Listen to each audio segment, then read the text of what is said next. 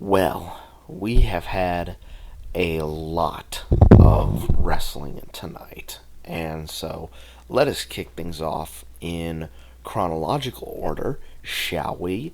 And talk about the first show tonight, which was Worlds Collide. This is the very special crossover show between NXT and AAA. So, without further ado, let us get into the action, shall we? The show actually opens up with a little promo from one Rey Mysterio, who actually narrated the opening package tonight for tonight's show, and he was out there to basically, talk about not only the history of luchalibre, but also how cool it is that WWE and AAA are partnered up with each other, which then leads us into our opening six-man match, which was Octagon Jr., Aerostar, and Mr. Iguana taking on the LWO, which is Cruz del Toro, Dragon Lee, and Lince Dorado, who's filling in for Joaquin Wilde, who suffered a concussion during a speed taping, which is why he wasn't able to be in tonight's match. From watching this match, I gotta say, Mr. Iguana, I think, needs to be on the main roster right now, because I sincerely think that his gimmick of, he's a humanoid iguana and he has a iguana puppet that he uses to sometimes help him interfere. I think that's golden. That's absolutely genius, and that needs to be on the main roster ASAP. Really good match between all six of these guys. Really good, fast-paced lucha libre stuff. But in the end, the AAA contingent actually win this match, with Octagon Jr. actually getting the pin after hitting Moonsault and Battery to pick up the win. Afterwards, Dominic Mysterio, who was actually out at ringside, calls out Octagon Jr., saying, you're not the greatest luchador ever. I am, and things get into a bit of a scuffle. Dominic Mysterio, of course, gets out of there and says, I will see you at Money in the Bank, and I will make sure that this is on the line, pointing to his Intercontinental title. So, looks like we're going to have us an impromptu Intercontinental title match at Money in the Bank, and look forward to my Money in the Bank review to hear me talk about that matchup. On we go to the women's tag match, which was Stephanie and Lola Vice versus Dalise and Chica Tormenta. Again, I'm pronouncing those correctly. Really good matchup between these two, especially between Vaquer, Dalise, and Chic Tormenta, because they have a lot of history going back to their time in Mexico. Lola Vice actually hung in there pretty well. Of course, whenever Vaquer does the Devil's Kiss move, all the crowd does the thing that Booker T does on commentary, and I'm just like, okay, it's clear that it's gotten over, but oh my gosh, that's the thing that gets over. It just makes me laugh every single time I hear that. In the end, Vaquer picks up the win by hitting her, I forget what it is called, SVB. Yeah, I think it's called the SVB. Her SVB backbreaker to pick up the win, and that puts me 1-1 in my predictions. After the 6-man, it was 0-1, but now it's all tied up.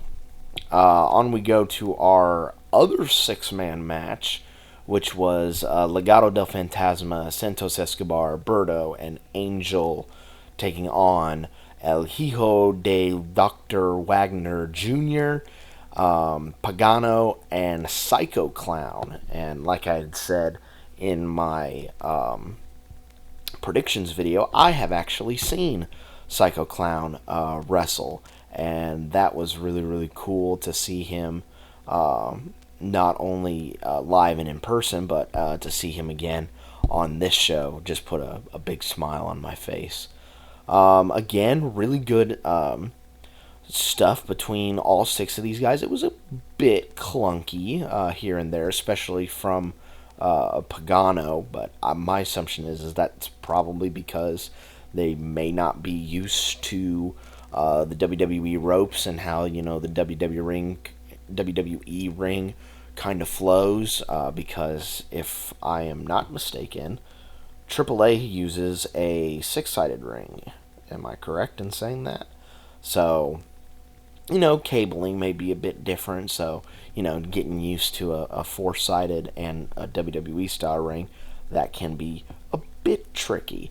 But overall, this matchup was really, really good. I enjoyed it. Let me see here. I'm trying to remember here.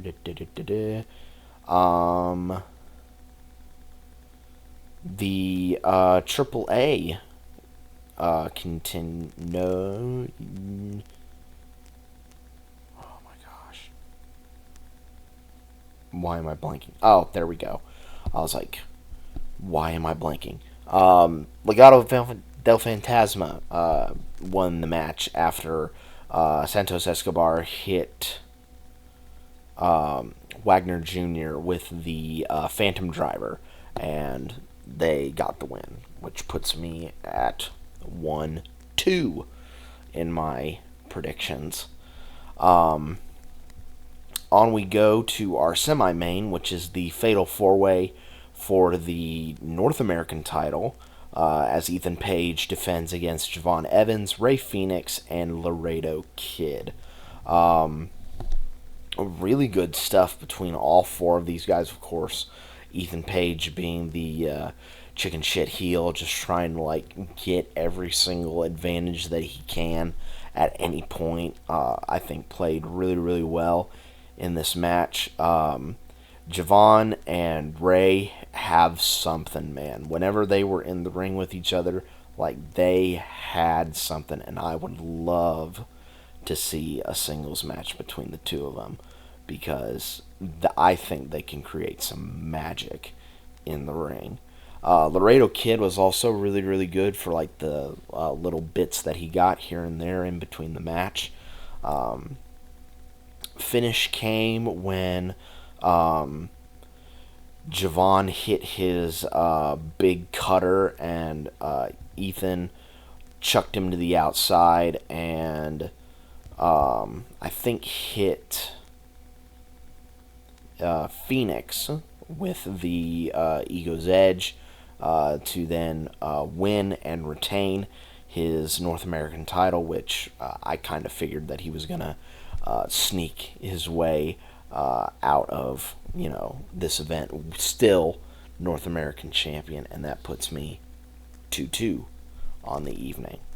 Which, of course, brings us to our main event, the AAA Mega title on the line, as Vikingo, El Hijo del Vikingo, takes on Chad Gable.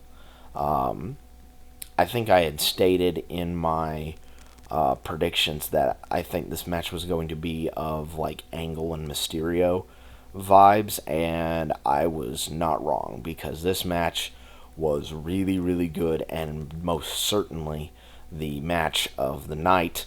Of course, Vikingo with his high-flying daredevilry, and Gable with his grounded, mat-based stuff worked very well with each other. Just counters upon counters between the two of them. Of course, you get Vikingo's high-flying daredevilry. You get a 630 senton to the outside, in maybe the first 5 minutes of the match. You get a destroyer on the apron. Gable hits his moonsault through a table on the outside, and that's still not enough. But in the end, though, Vikingo is able to retain his Mega Championship by hitting a 630 to Gable inside of the ring and pin him for 1-2-3. And that ends my night 3-2 in my predictions. So yeah, Worlds Collide. It was a really, really good show. Lots of good matches, lots of solid matches on the night, and it was just a really fun show. And it was definitely, even though I did not watch it live when it happened, it was probably most certainly a really good warm up for what was to come later on in the night, which was Money in the Bank, which is the next show that I'm going to talk about. And boy, do we have a lot of stuff to talk about. But before that, be safe out there, guys. And remember, you too can learn the dark arts of lucha libre. All you have to do is just go down to Mexico, buy a mask, and assume a new identity. And there you have learned the dark arts of lucha libre. And I will see you guys next time.